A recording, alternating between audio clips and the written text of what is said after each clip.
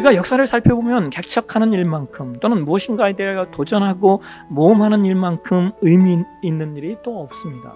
왜냐하면 역사의 모든 굴곡에는 개척하는 자, 도전하는 자, 모험하는 자들의 영향력으로 역사가 바뀌고 변화되어 왔기 때문입니다.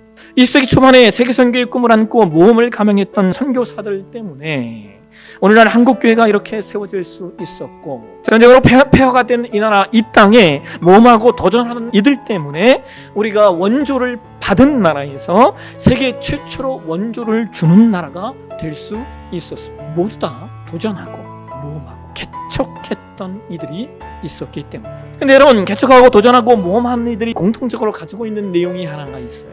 그것은 지칠 줄 모르는 꿈과 식을 줄 모르는 비전이라는 거예요.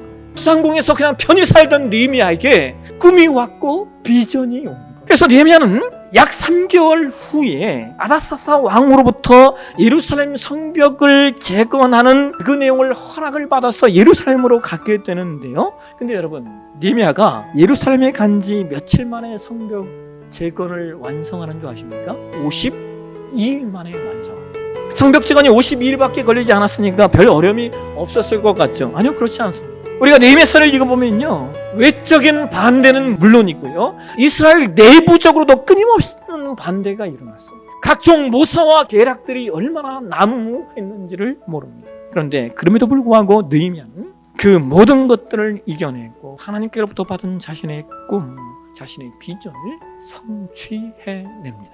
그렇다면 여러분, 중요한 건 이거예요.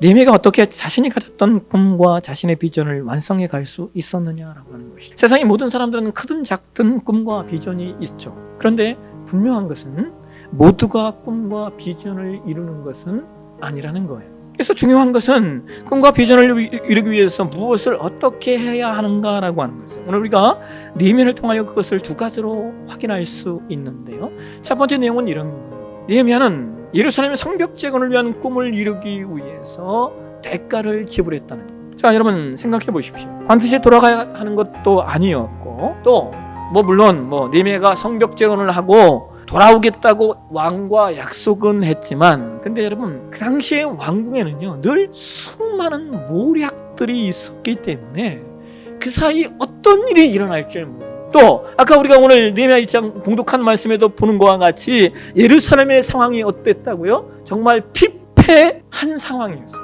더 이상 그들이 나라를 재건할 수 있을까? 그런 능력도 보이지 않는 그런 위기와 절망의 상황이었어요. 그래서 사실상 느헤미야 입장에서는요, 예루살렘으로 가는 것은 100번 손해입니다.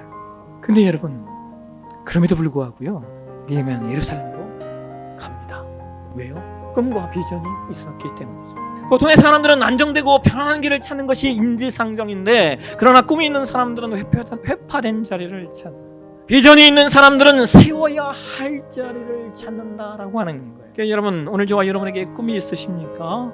그러면 느헤미야처럼 꿈의 대가를 치르고자 하는 그 열심이 저와 여러분에게 있으셨으면 좋겠습니다. 두 번째, 느헤미야가 어떻게 자신의 꿈과 자신의 임무를 성취해 가는가?